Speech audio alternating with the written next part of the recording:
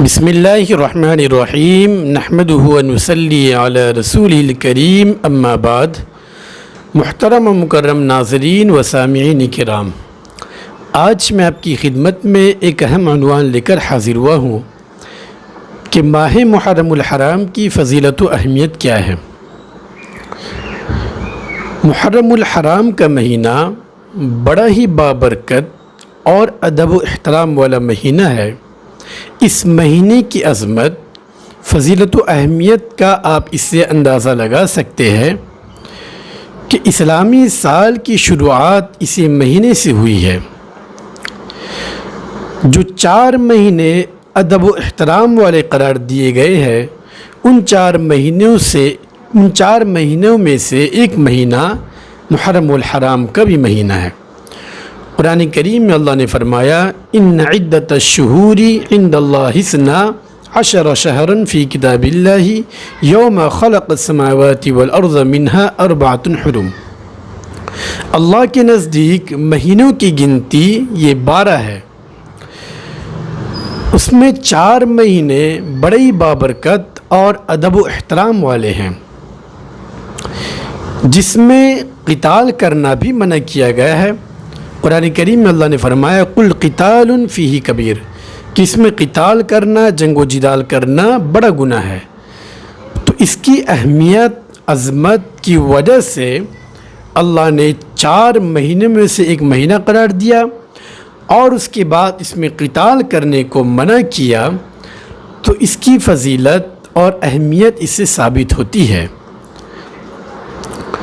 محرم الحرام کا مہینہ بڑا ہی بابرکت اور ادب و احترام والا مہینہ ہے۔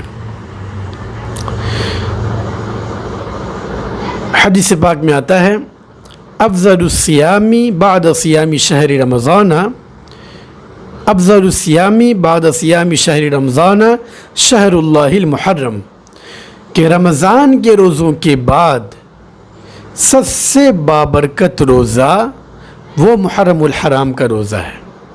سب سے افضل، سب سے اعلیٰ روزہ وہ محرم الحرام کا روزہ ہے۔ تو پتہ یہ چلا کہ رمضان کے روزوں کے بعد اللہ نے محرم الحرام کے روزے کو افضل قرار دیا ہے۔ ترمذی شریف جلد نمبر 1 صفحہ نمبر 157 پر یہ حدیث آپ دیکھ سکتے ہیں۔ تو اللہ نے اس مہینے کو اتنا بابرکت اور ادب و احترام والا بنایا کہ اس مہینے کے جو 2 روزے ہیں، جس پر تفصیل سے انشاءاللہ بات ہوگی، ان 2 روزوں کو اللہ نے رمضان کے بعد سب سے افضل قرار دیا ہے۔ جب آپ نے اس کی فضیلت اور اہمیت کو سمجھ لیا، اس کی عظمت کو سمجھ لیا، تو اب ہم چلتے ہیں کہ اس مہینے میں ہمیں کیا کرنا چاہیے، اس مہینے سے ہمیں اور آپ کو کیا پیغام ملتا ہے۔ امام ابو بکر جساس رحمۃ اللہ علیہ ان 4 مہینوں کے متعلق فرماتے ہیں کہ جو بندہ ان مہینوں میں عبادت کرتا ہے، گناہوں سے بچتا ہے، اللہ رب العزت اس کے لیے بقیہ مہینوں میں گناہوں سے بچنا اور عبادت کرنا آسان فرما دیتا ہے۔ جو ان مہینوں میں عبادت کرتا ہے، عبادت کی کثرت کرتا ہے اور روزے رکھتا ہے، گناہوں سے بچنے کی کوشش کرتا ہے، تو بقیہ مہینوں میں اس کے لیے عبادت کرنا، گناہوں سے بچنا آسان ہو جاتا ہے۔ اللہ اکبر! سوچنے کی بات ہے کہ بندہ ان مہینوں میں عبادت کرے، ان مہینوں میں روزہ رکھے، ان مہینوں میں عبادت کرے اور ان مہینوں میں جتنا زیادہ ہو سکے گناہوں سے بچے، اللہ رب العزت دوسرے مہینوں میں بھی آسان فرما دیتا ہے۔ لہٰذا ہمیں اور آپ کو چاہیے کہ ان مہینوں میں بھی زیادہ سے زیادہ عبادت کریں، زیادہ سے زیادہ گناہوں سے بچنے کی کوشش کریں۔ تو انشاءاللہ جس طرح ہم ان مہینوں میں اپنے گناہوں سے بچیں گے، اعمال صالحہ کریں گے، عبادت کی کثرت کریں گے، اللہ ہمارے لیے دوسرے مہینوں میں بھی آسان فرما دے گا۔ تو ان مہینوں کی عظمت، ادب و احترام اور فضیلت کا ثبوت ملتا ہے۔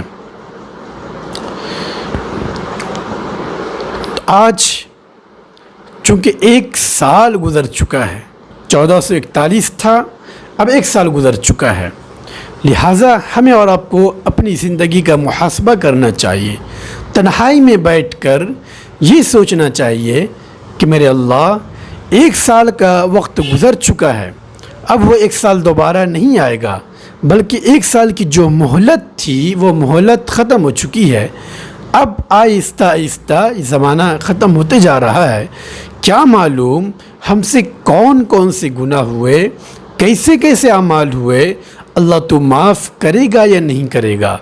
تو جو گزشتہ سال ہے اس سال کا اپنی زندگی میں محاسبہ کرنا چاہیے، سوچنا چاہیے کہ کون کون سے گناہ ہوئے ہیں اور کون سی نیکیاں ہوئی ہے، لہٰذا پختہ ارادہ کرنا چاہیے اور عہد کرنا چاہیے کہ آئندہ کبھی گناہ نہیں کروں گا، زیادہ زیادہ عبادت کروں گا، زیادہ نیکی کروں گا، گناہوں سے بچنے کی کوشش کروں گا۔ اگر آپ پختہ ارادہ کرتے ہیں، ہم اور آپ گناہوں سے بچنے کی کوشش کرتے ہیں، ہم اور آپ زیادہ سے زیادہ عبادت کرنے کی کوشش کرتے ہیں، تو اللہ رب العزت ہمارے لیے آسان فرما دے گا۔ تو یہ محرم الحرام کا مہینہ بڑا ہی بابرکت اور عظمت والا مہینہ ہے۔ اس مہینے کا تقاضا یہ ہے، اس کی عظمت کا اور اہمیت کا تقاضا یہ ہے کہ ہم زیادہ عبادت کریں، اپنے آپ کو گناہوں سے بچائیں، اور ان 2 جو روزے ہیں جس کی فضیلت اہمیت بہت زیادہ ہے، تو ان 2 روزوں کا خاص طور پر رکھنے کا اہتمام کریں اور اپنے اہل و عیال پر زیادہ خرچ کریں، بدعت و خرافات سے بچیں، اپنے آپ کو زیادہ زیادہ گناہوں سے بچائے۔ اللہ ہمیں اور آپ کو ان باتوں پر عمل کرنے کی توفیق عطا فرمائے۔ وآخر دعوانا الحمدللہ رب العالمین۔